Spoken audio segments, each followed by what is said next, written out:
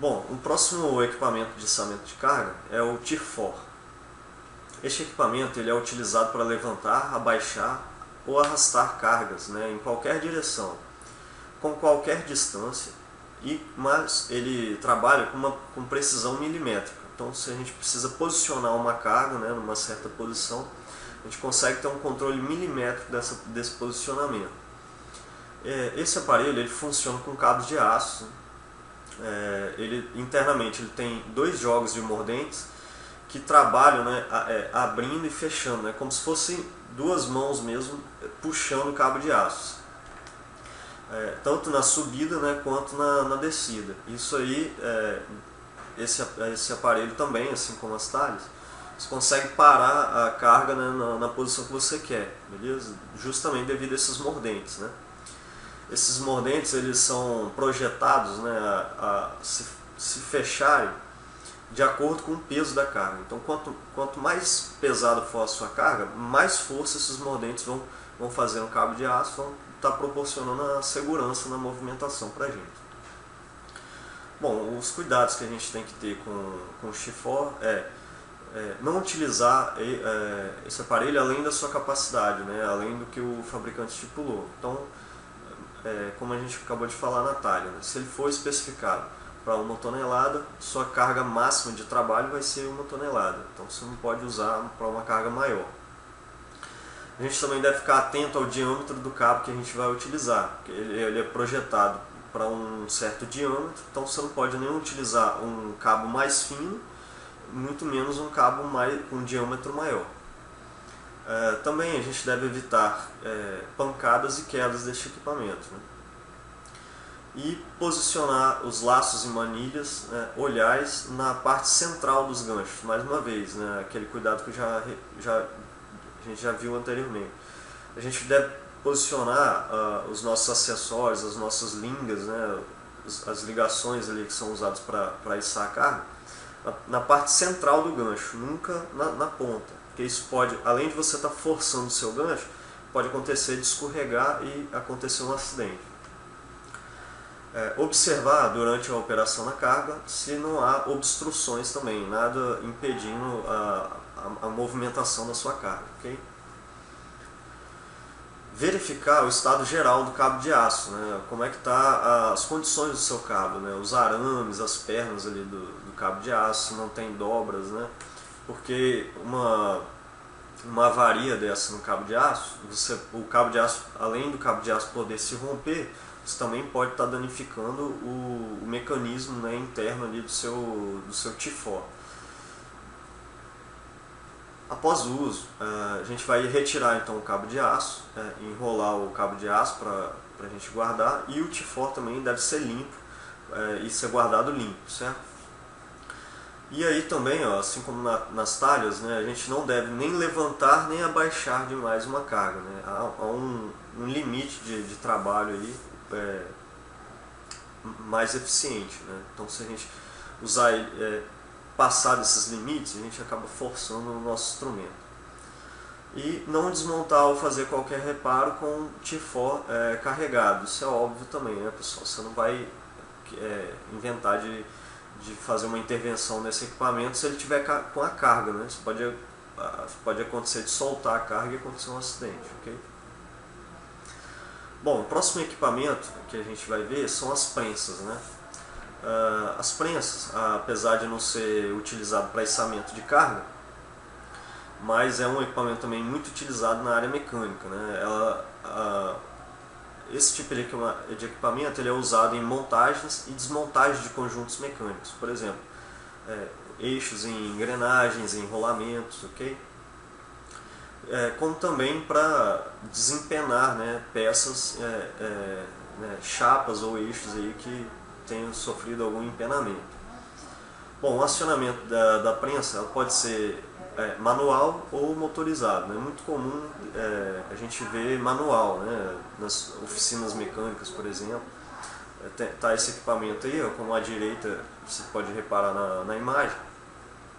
Você tem um cabo, né, que você vai bombear, como se fosse aquele macaco que a gente utiliza para o nosso carro lá. Só que nesse caso o cilindro, repare que o cilindro está de cabeça para baixo na prensa, certo? Esse equipamento ela é especificada de acordo com a capacidade de carga que ela trabalha, né, em toneladas, e pelas dimensões estruturais da prensa. Okay? Bom, como eu disse, né, o sistema hidráulico, o acionamento dela é um sistema hidráulico, né, que é semelhante aos macacos hidráulicos, só que ele vai estar de cabeça para baixo. Então, à medida que você vai bombeando, o macaco ele vai avançando ali para baixo, certo? Para você avançar, você tem que então fechar uma válvula que a gente tem, a válvula de retorno, né? Você fecha essa válvula, vai bombeando, faz o seu trabalho.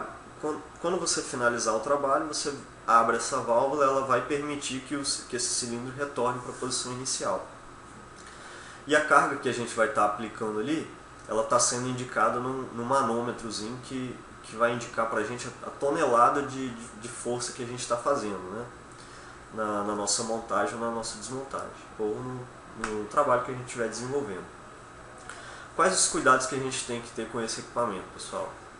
Não ultrapassar a capacidade especificada, né, para cada modelo. Então, você tem um modelo lá que trabalha até 5 toneladas, então não adianta você ir bombeando ali o acionamento da prensa e forçar o seu cilindro hidráulico. Além de você estar danificando o seu cilindro hidráulico, você ainda está forçando a estrutura da prensa. Pode causar um empenamento na estrutura ou romper uma solda, né? Isso vai provocar um acidente e deterioração do seu equipamento. Okay? Após a regulagem da altura da mesa, certifique-se de que os cabos de aço não estejam tensionados. Então, não sei se vocês notaram na figura anterior, essa figura que está mostrando à direita, ó, a mesa dela é fixa, ela é soldada. Mas na figura anterior, vamos voltar aqui só um instante, nota que essa mesa ela não é soldada, ela é fixada por eixos, ó, que são fixados nos furos que eu tenho nas laterais. Tá vendo que tem uns furos nas laterais? A gente consegue então abaixar ou suspender ou abaixar essa mesa e regular a altura que eu quero. E ela é suspensa por cabos de aço. Então, quando você coloca essa mesa na posição que você quer, você tem que dar uma folga nesse cabo de aço, não deixar ele tensionado, certo? Vamos avançando. Então, os conjuntos a serem prensados, né, não podem sofrer desvios laterais durante a prensagem. Então, a mesa que está embaixo, essa mesa ela serve para você posicionar a peça que você vai trabalhar. Então você tem que posicionar a sua peça de maneira com que, à medida que você acione o seu cilindro hidráulico, ela não provoque ali um deslocamento lateral da sua peça. Ela tem que estar bem apoiada. Okay? E certificar-se da existência de vazamento do sistema hidráulico, né? E verificar também o óleo do reservatório. Então, os cilindros hidráulicos eles costumam dar problemas nos retentores, né? Que é a parte de vedação do cilindro. Esse cilindro está cheio de óleo. Então, se essa parte de vedação se romper, o óleo vai começar a vazar, vai extravasar. Então, é importante que a gente tem que estar verificando se está tendo esse vazamento. Se tiver esse vazamento, o seu óleo vai vazar por ali e você não vai ter a força necessária para executar o trabalho, certo? E se o óleo estiver no nível baixo também, a gente tem que completar para que o cilindro hidráulico tenha a eficiência esperada. Procurar o melhor posicionamento do conjunto a ser prensado no equipamento. Então, como eu falei, né, a sua peça tem que ser muito bem apoiada para que ela não sofra um desvio lateral. Inicie a operação de prensagem de forma gradual, sempre observando as reações do componente e do equipamento. Então, como é que você posicionou sua peça ali? Quando você vai começar a prensar a sua peça, você tem que estar observando se ela não está tendendo a se desviar para a lateral, porque isso pode provocar um acidente. Ó. Tanto é que o último cuidado fala disso. Você tem que se posicionar próximo à sua prensa, de maneira com que se acontecer algum acidente dessa peça se projetar, ela não venha te atingir, ok?